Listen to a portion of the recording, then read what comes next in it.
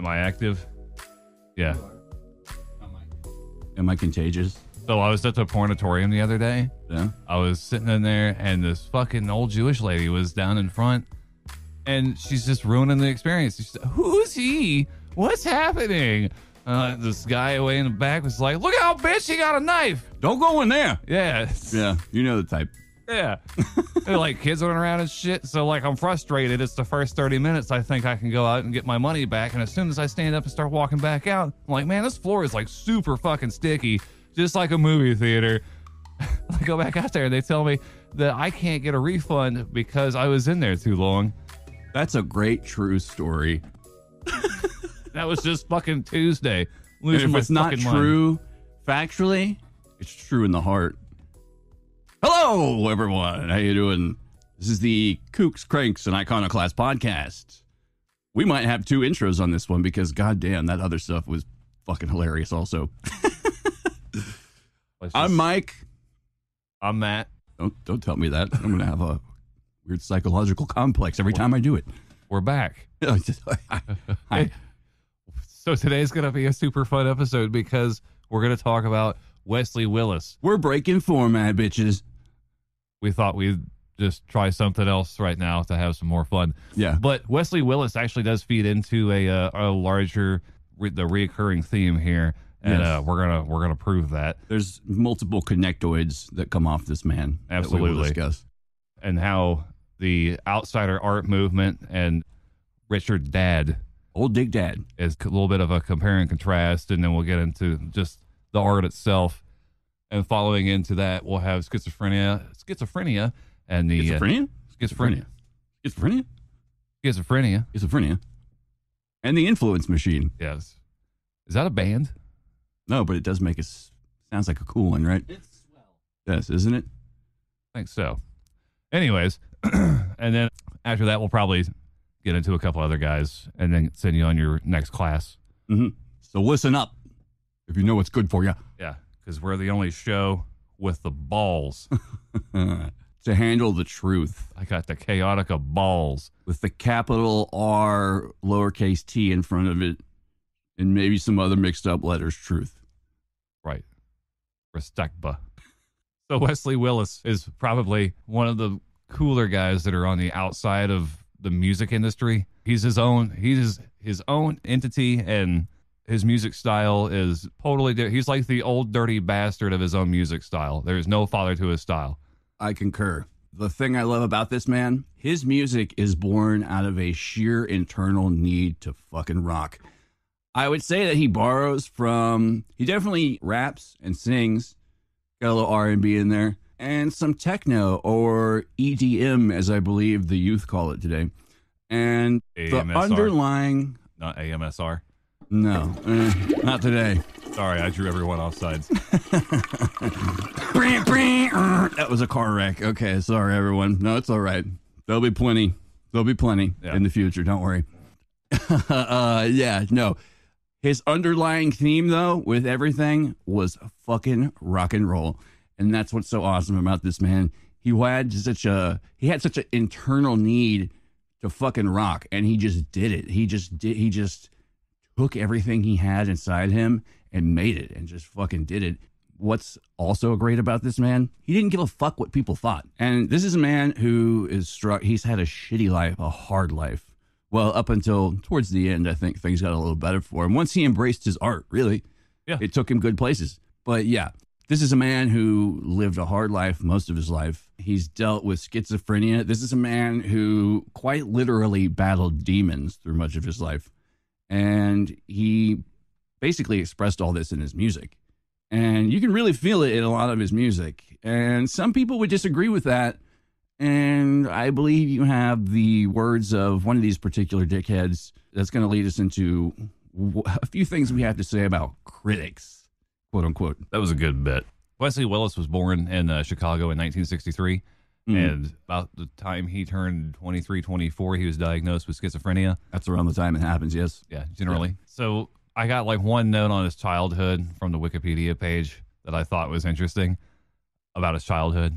Our resources are a bit bare on this gentleman. Some of it's just our collected knowledge of him over time from other fans.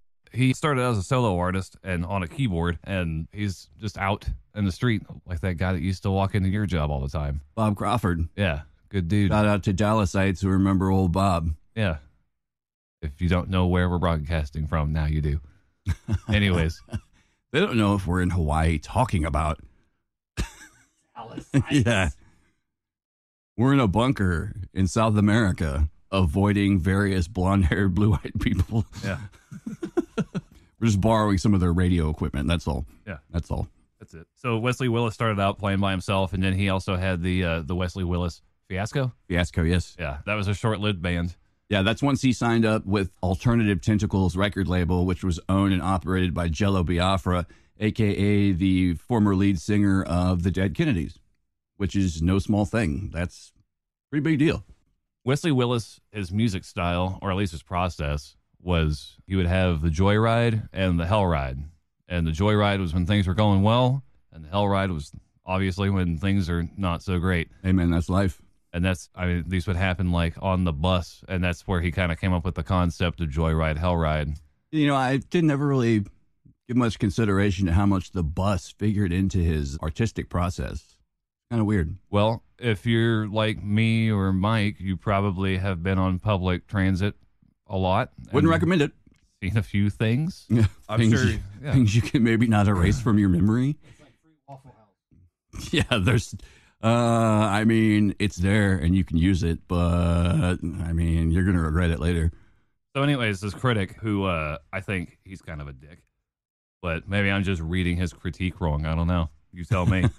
Stephen Thomas Erlewine of AllMusic wrote that despite Willis's prolific output, his songs were essentially variations of the same simple structure, melody, and lyrical themes. He also questioned the records company motives for releasing albums by Willis. Quote, "It's certainly admirable that Willis has decided not to be tied down by his schizophrenia, but it often seems that his audiences are laughing at him and not with him." Boo to this man. No, I agree with some of what he's saying. I mean, but that whole laughing at him and not with him, no. He seems to think that Wesley Willis was being exploited. But Wesley Willis got the last fucking laugh because his fucking watercolor art is on display in the Museum of Egypt and some other fucking museum. That's international, y'all. Yeah, hide the money, y'all. Yeah, do y'all got watercolors in another Middle Eastern country on display in a museum? The critic is the most useless fucking job ever, next to high school guidance counselor. But that's what I wanted to be when I grew up. I mean, a good critic would be like a building inspector. That's a critique that you need to have. Yeah, no, yes, it's pass or fail. It's buildings. It's going to fall. Yeah. Yeah, this is a shitty building. Where were you on Oklahoma City Day and 9/11? You know what? Never mind. It's another podcast. We won't get into that. We'll let those guys get into that. He covers a lot of wide-ranging areas of stuff. Do I sound weird? Wide-ranging areas. Wesley Willis covers stuff like I whoop Batman's ass, I'll whoop Spider-Man's ass, and then he gets into more serious stuff with political activism, and it doesn't seem like it in the song, but it's literally him reading an article, and it's a song. No, yeah. This is a man who definitely, he was sort of an outlaw anchorman to a degree. He sort of, he reported what he saw. These were the people in his neighborhood. This was what was going on. And much like the way Eazy-E, who he has a song titled after as well, Eazy-E said, "We don't give a fuck about what's going on with you. We give a fuck about what's going on with us. This is what we see in our neighborhood. This is what we see going on. This is what we rap about. This is what we talk about. People in the ghetto don't really give a fuck who the president is." I totally understand that. Fucking has little bearing. Yeah, I understand that standpoint, you know.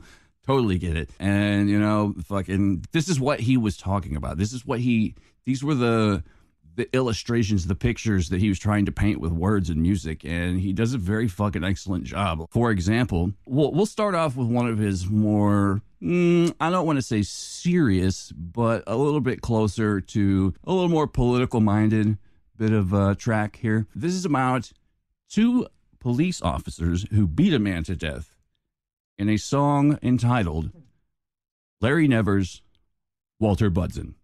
And it goes something like this. Larry Nevers, Walter Budson. Larry Nevers, Walter Budson. What you did was excessive in the extreme. Recorder's Court Judge George W. Crockett III told Larry Neville. Wasn't that wonderful? Wasn't it? God damn, man. The thoughts racing through my head. And you know what? It kind of has a lot to do with what's going on today. You can't say it's not timely. It made me think about lots of shit that I'm seeing in the news lately. Oh, yeah. Every time I hear it. So, I mean, you know, except for when that stuff wasn't going on in the news. And because then I wasn't thinking about it. And then, you know, like, there's a couple other tracks that are great, like Rock and Roll McDonald's, which there actually was a Rock and Roll McDonald's in Chicago. True story. I don't think it's there anymore. I think they tore it down. I believe so, yeah. A few years back. I got to see the last of it before it went down. That's awesome. Yeah. So you went to his hometown. You've been to Chicago. Yeah, I've been to Chicago. That's awesome of you. Super awesome town. That makes you cooler than me. They're all very friendly. Well, where we were at. But there's a bunch of other stuff that he's done too, like I Whoop Batman's Ass, and I really love that track. There's a little bit of cringe to it, but I mean, you know what? I kind of, maybe this is just because I read a lot of Batman comics, but I see a little like social commentary into this as well. Maybe that's just me because you consider Batman as just this rich white dude who goes around beating up poor criminals sometimes. Sometimes he beats up a lot of colorful psychopaths as well. But, you know, I mean, it just depends on who's writing him. Well, Cobblepot's rich. There you go. See, it just depends, you know, like I said. Yeah. But yes, this is more of his, I would say, fun-loving side. But he's also, I don't know. The thing about Wesley Willis is, not only is it great, it's just fucking, every time I listen to it, it puts a smile on my face. But, like, some of his songs have this sort of puzzle box. How can this be construed? How can this be interpreted? What's the Bible code behind this fucking song? Here we go with a little bit of Mr. Wesley Willis with his next hit, a classic gem, a hot cut, a golden slice, called I Whooped Batman's Ass. I whooped Batman's ass. I whooped Batman's ass. I whooped Batman's ass. I whooped Batman. Didn't that make you think? A little bit. Didn't that get you down in the bottom of your heart and the heart of your bottom? I felt shakes all over. It's super fun to kind of go through his tracks and figure out exactly what was going on in his mind. And yeah, it's not necessarily what he says, it's the way he says it. Yes, right? Because when he sings, you can feel feeling in his voice. It's I mean, like even like the conclusions he came to, he took a completely different path to get there. And you and me is just regular schlums versus the way he does it. Schmucks. Quick side story on the song I Whooped Batman's Ass. During the Grant Morrison run, I believe the overarching story was the death of Batman. At some point, Batman becomes the Batman of Zur-In-Awe, which is basically like a psychological fail-proof he's programmed into his mind. And he meets a large black homeless man who has more or less a pseudo-clairvoyant ability that is entirely based on Wesley Willis. Written by Grant Morrison, who fucking, man. Oh, one day we're going to do an episode on that guy too. Check him out, kitty. Yeah, he's great. And he should be in every school library. But that's, yes. It'll work its way around eventually.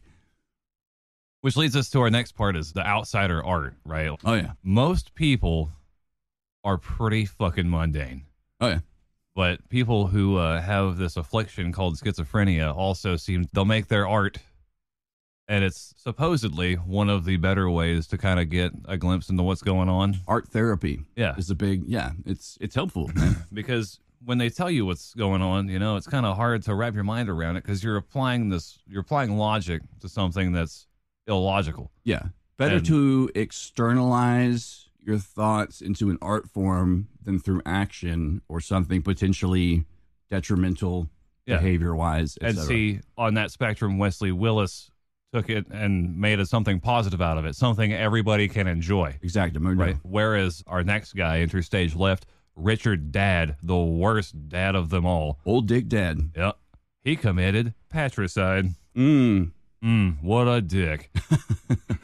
So he was born in 1817. About his early 20s, he realized there was something wrong with him. They had been on a trip to Egypt. He kept feeling like there was just something not right, and he thought, oh, it's just heat stroke. That's what they all thought too. And he made it back to home. He made it back home to England. One day on a walk with his dad, he just up and decided to slit his throat and then stab him with a dagger he had hanging on his person. In a cornfield? Just in a field on a walk. He makes it out. So he leaves England in the same clothes he murdered his dad in and gets to France. Oh, that's good detective work. Border Patrol there. Yeah, no shit. It's been like that forever, Governor. Goovna. He resumes a life of painting. There's a content creator on YouTube that has an episode on this. He's the first person he covers. Shrouded Hand, and the episode is Art of the Mentally Ill People. In fact, the name of the episode is Disturbing Art Made by Mentally Ill People. Yeah. And not that we necessarily prescribe to that phrasing, mentally ill, but we do prescribe to Shrouded Hand's channel. It's very good. I like his videos. Fucking shout out to that dude. Yes. Open invite anytime you want to come. Yeah. Here to the bunker. The Funk Bunker. So Richard Dad's art, he's got this painting that you can see in that Shrouded Hands episode where he's got all these characters that are in this field of view, you know, and yes, I've seen this. I remember when you showed this to me. Yes. Yeah. There's someone behind them, like it's almost like spectral, you know, and their eyes are all geared towards. It's very paranoia-inducing, and everyone's being watched. God, yeah, it's very harrowing to look at. You can see like it encapsulates the symptoms very well in a visual medium. Yeah, like really well, as a matter of fact. And one of the most common symptoms is the delusional paranoia, like someone's following me, someone's watching me, someone's always around. It has kind of also like do you remember the old Tim Burton Beetlejuice cartoon? Yes. It kind of reminds me of that, like a little bit. If it were set in like the 16 or 1700s, like back when people were like fruity collars and shit, like Shakespeare. But I don't know. That's what it reminds me of, because all the people like have these kind of like weird, cartoony, just warped versions and doppelgangers of themselves behind them. So almost like they're like influencing these people's behavior unspokenly in the painting. It's a bit harrowing to look at, honestly. It's pretty gnarly. But that leads us to schizophrenia and the influence machine. And so there's a doctor wrote an article called Schizophrenia and the Influence Machine. And actually the proper title, pardon me, it's On the Origin of the Influencing Machine in Schizophrenia, written by an Austrian psychoanalyst, Victor Tausk. So Tausk started noticing in his patients that there was a correlation developing. Reoccurring theme. Yes, the reoccurring theme. It's like something we've possibly pointed at here and there through a few episodes of this show. Very coyly. Yes. Yes. We're very coy. Excuse me. So a lot of stuff that came up is paranoia of, you know, I'm being watched, I'm being followed. And in most instances, in his patients, it's a man or men in a group, a mysterious group.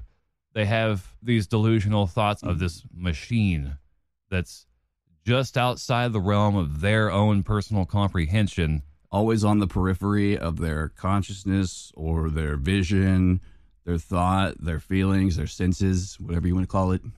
And when they describe the structure of it, they can describe it up to a point. Yes.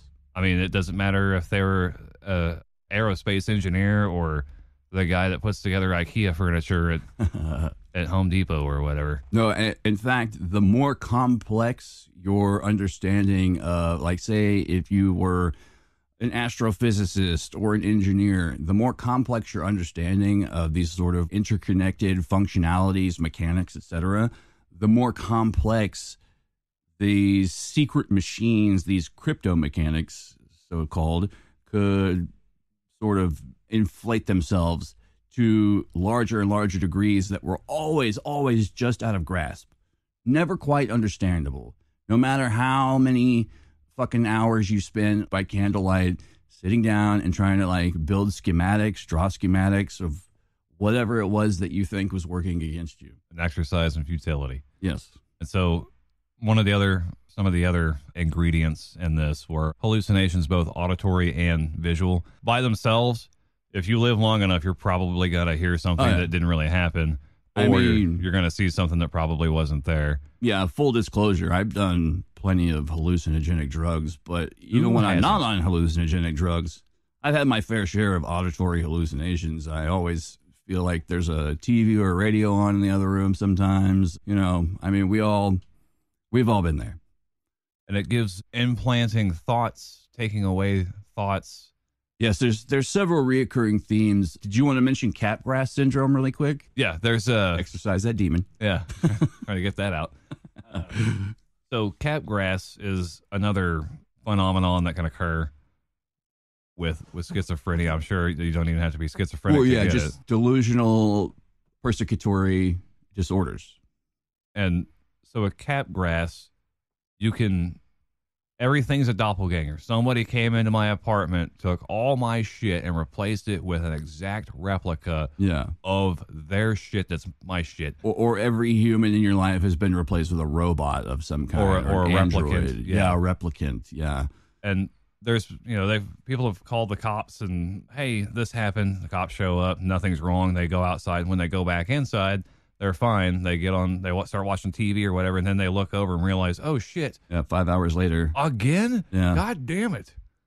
And this is a tangent we went on earlier, and I just want to throw this in for fun. But the whole idea of all these things in my life are a certain way, and then all of a sudden I get a headache, and they're not a certain way. They're a different way. Maybe I'm in an alternate dimension. But that's going to come in later. That's more a different episode. Fucking, we're talking like alternate Earth theories and like that. But I mean, I can't think of a more really fucking terrifying prospect of, just thinking all the people in your life have been replaced with monstrosities of an unknown kind. Really, you never know. So I mean, knowing some people, knowing some not. I don't know. I feel like I'm rambling at this point. Back to the influence machine. There were three contributing factors that Victor Taust ascribed to this overall theory. The symptoms that usually rose were, 1, two-dimensional hallucinations superimposed over a field of vision. So anytime a person back then who had what was called dementia praecox, which was the original term for schizophrenia because it just covered more things. It was just a kind of catch-all for psychiatrists back in the day. Then you have number 2, the implanting or removal of thoughts via usually some kind of waves or rays. Once again, this is where technology comes into play, usually a secret technology that no one can see, far off, something just out of understanding's reach. And then number 3, the implanting or projecting of odd physiological sensations, usually, more often than not, having to do with the sexual organs and or the electromagnetic field of the body, which once you get into that realm, who knows what the fuck people are talking about, especially like this is back in late 1800s, early 1900s, 1920s area.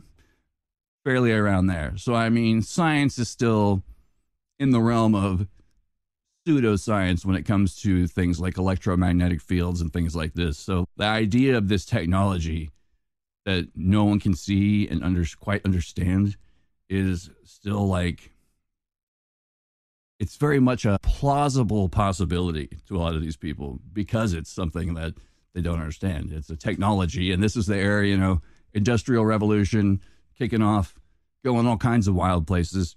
Yeah, psychiatry was still, it's the Wild West as far as psychiatry is concerned. There's still so many things to look into. All the barbaric shit that was done to get to where we are now today. In the name of science. Yeah. Science! Question mark. I mean, exclamation point. Exclamation point. I'm sorry. Our bad. Yeah, there was a guy, I can't remember who it was, that was saying that it's possible that the TV itself is probably the closest thing to the influence machine. Jerry Mander. That was his name.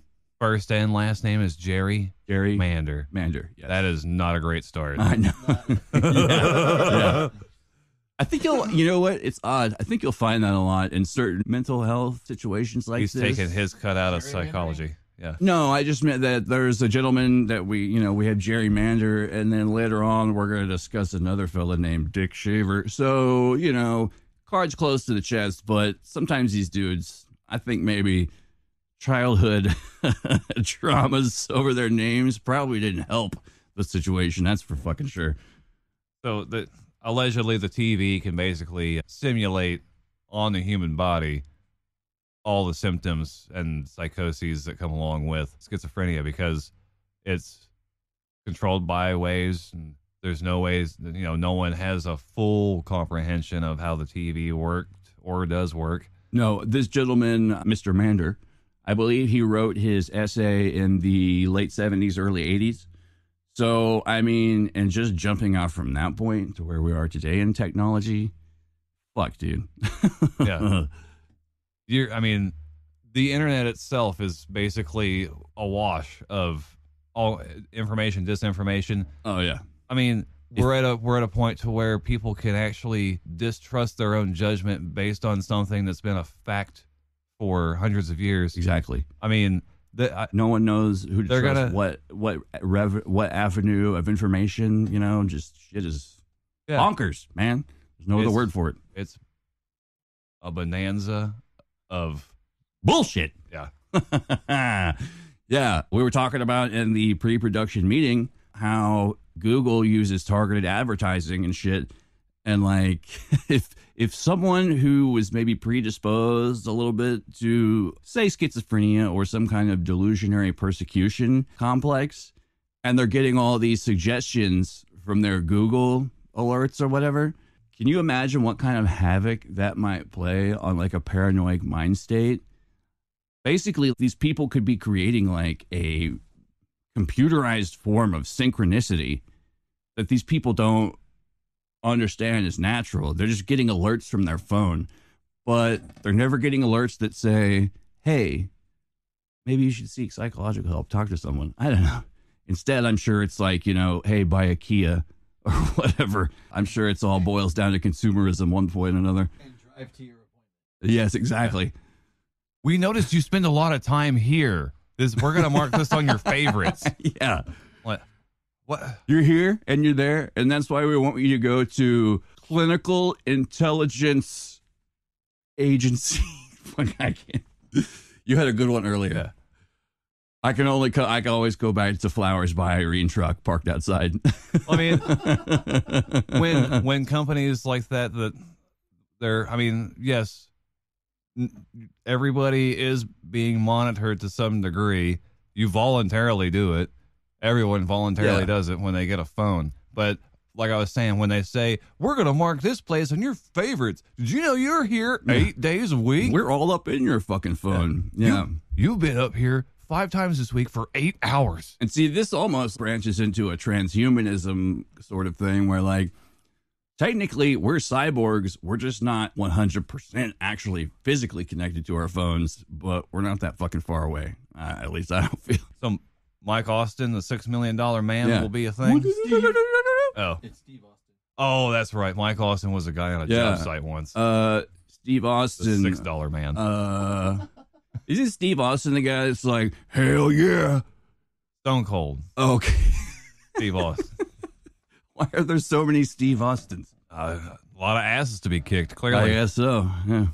Fucking, I'll tell you this much, man. Like, my psych I go to, the guy. See, I call him a psych because I always forget. He's the guy who prescribes me my pills. What is that? Psychiatrist or psychologist?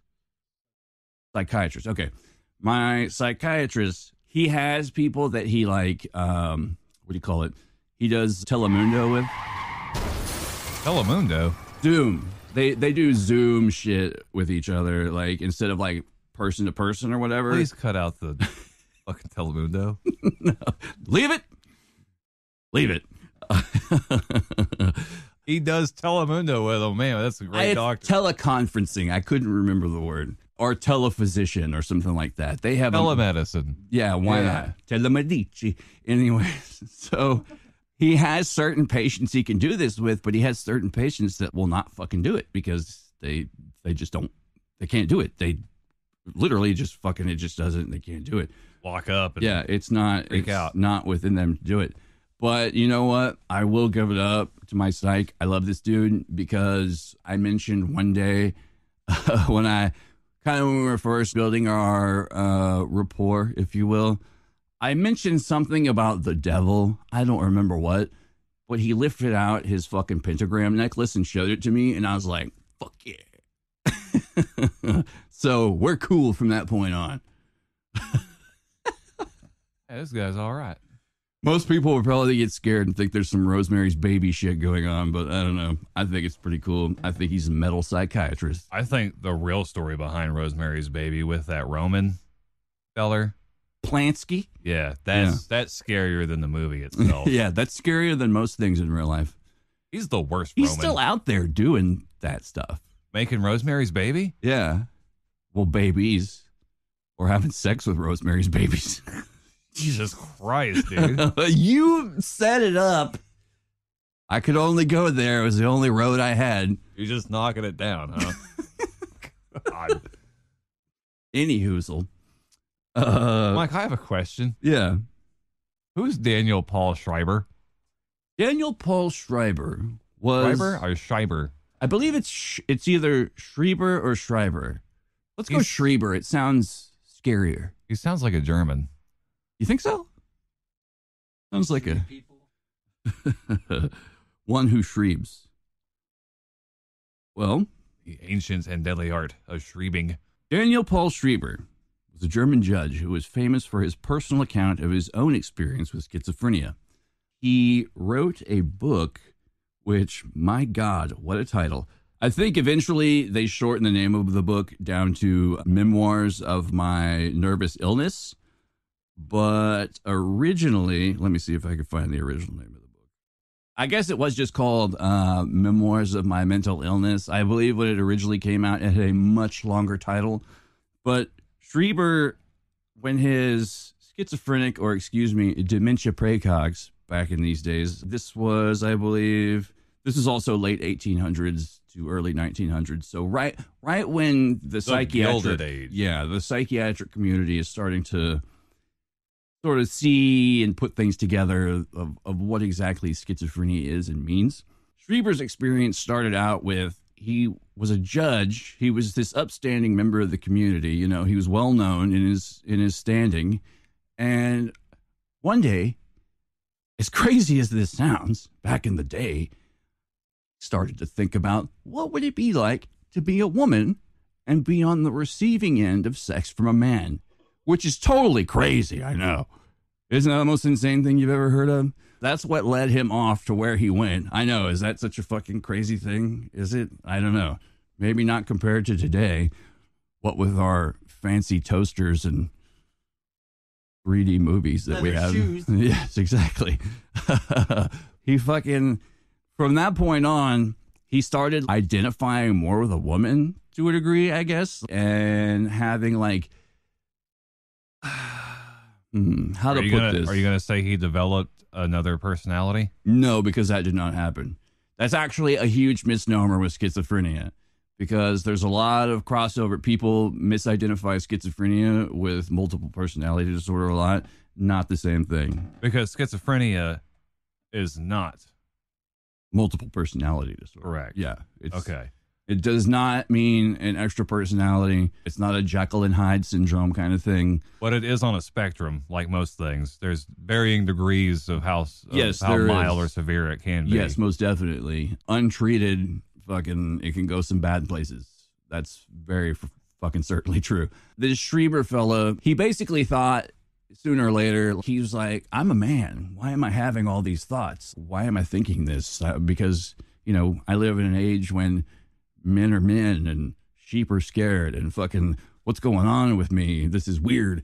And he started thinking about it more and more. And he started basically putting this all on his psychiatrist's shoulders. And he was like, my fucking psychiatrist, much like fitting in with the Capgras syndrome that we spoke about earlier, he was like, my psychiatrist is fucking like hypnotizing me when I'm not paying attention. He's building this weird female persona. Yeah, like fascination inside me that like gradually that's building or whatever. And then eventually he starts building just a bigger and bigger, like his own cosmology, to where like he creates his own god, a choir of angels. This is the closest, narrative that I can get it to, like in his understanding at least. He had this whole architecture basically of reality that he built inside his mind, and it was, these are the people, this is what's going on, this is who is like sending these rays and waves into my body and making me think these thoughts. So he had to basically he was reinventing his zeitgeist. Yes. Yeah. Well, the zeitgeist of the world, really. He was projecting outward, and I've heard schizophrenia also often described as, for those listeners out there, and I don't advocate certain drug use. I do advocate the use of certain drugs at least once or twice in your life. But on those certain drugs, we'll call them psychedelics, you can kind of get into these modes where it's everything has a certain significance sometimes, Can anyone else attest to this? Anyone here in the studio?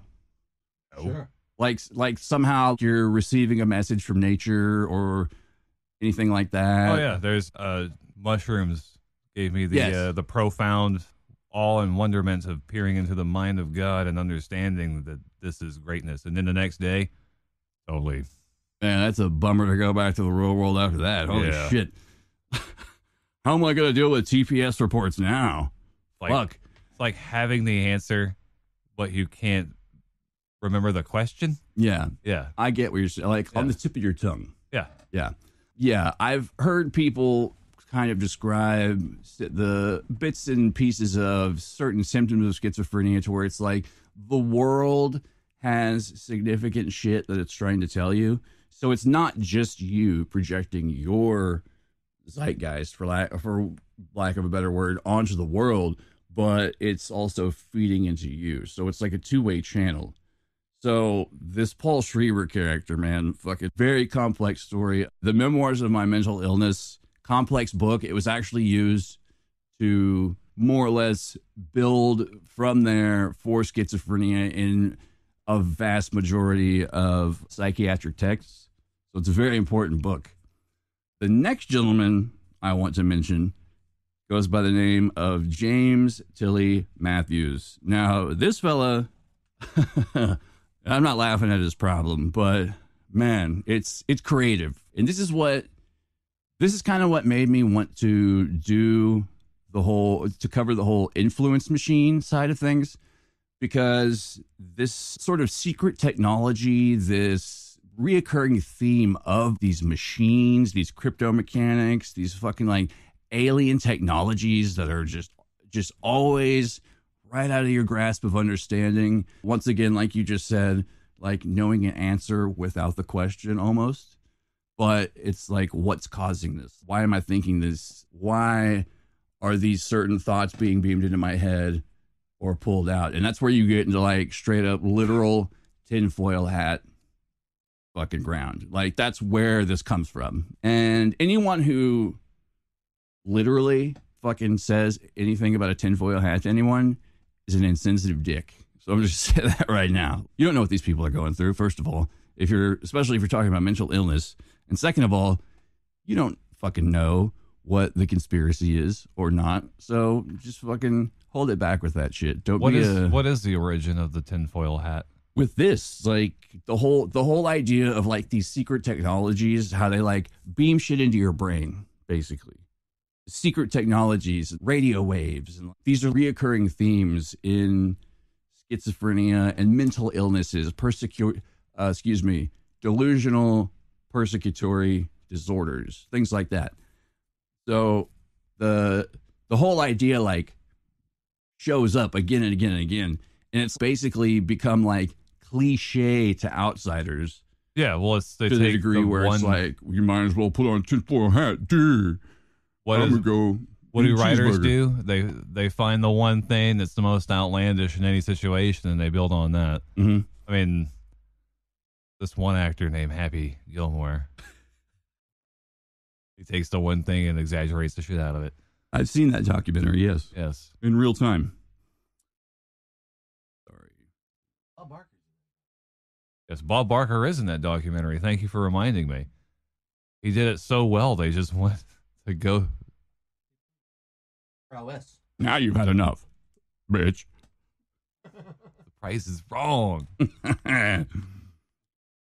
So James Tilly Matthews, he also wrote a book covering his trials and tribulations with his illness. In 1810, Illustrations of Madness. And this has also been a very important book in the psychiatric community for building off of the earliest known symptoms of schizophrenia or dementia praecox, etc., and how they sort of built from there. And this was the gentleman who had the actual super long title for his book. The original title was Illustrations of Madness, exhibiting a singular case of insanity and a no less remarkable difference in medical opinions, developing the nature of an assailment and the manner of working events, with a description of tortures experienced by bomb-bursting, lobster-cracking, and lengthening the brain, embellished with curious plate.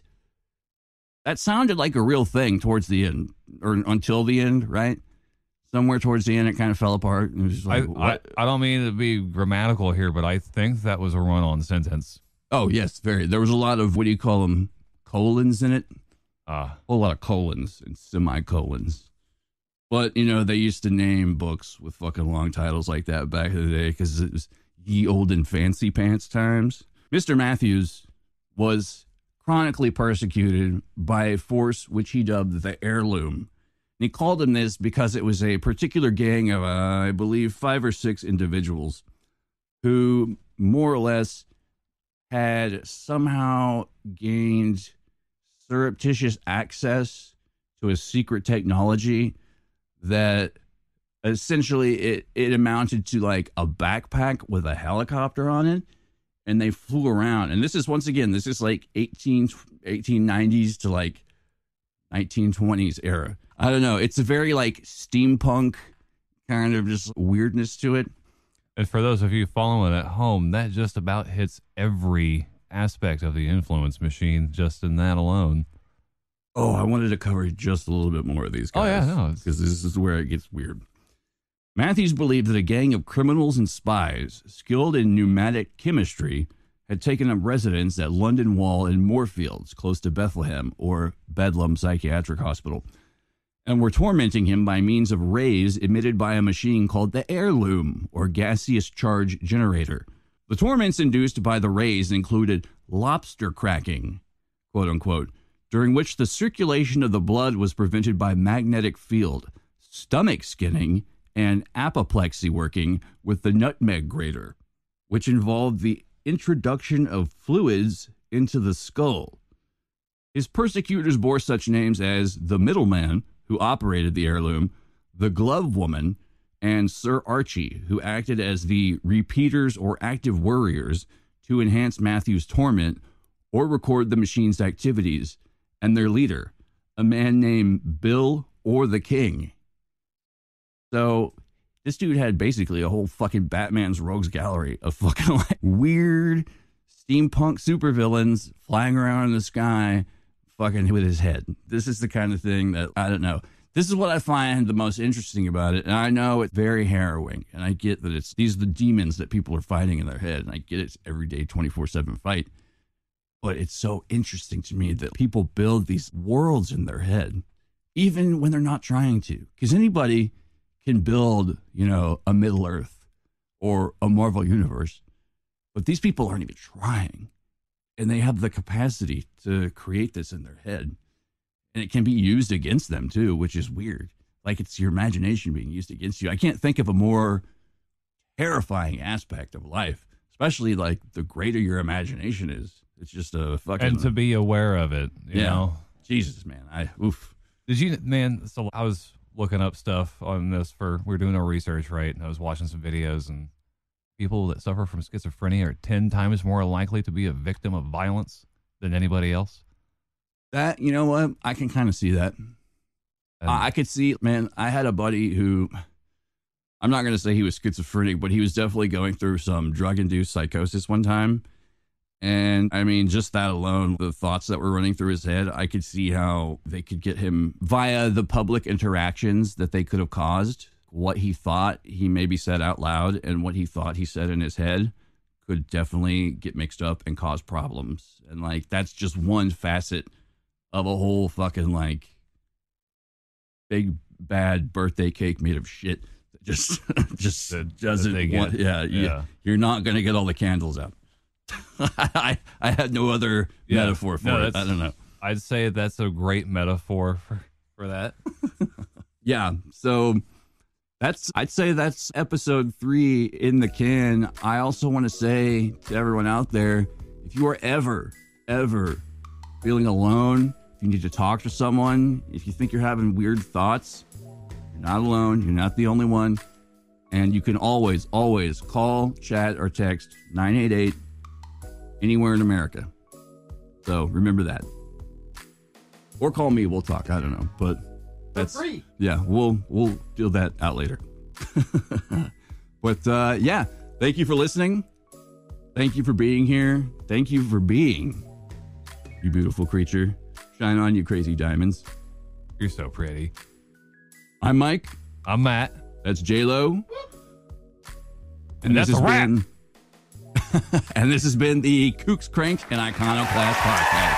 Thank you.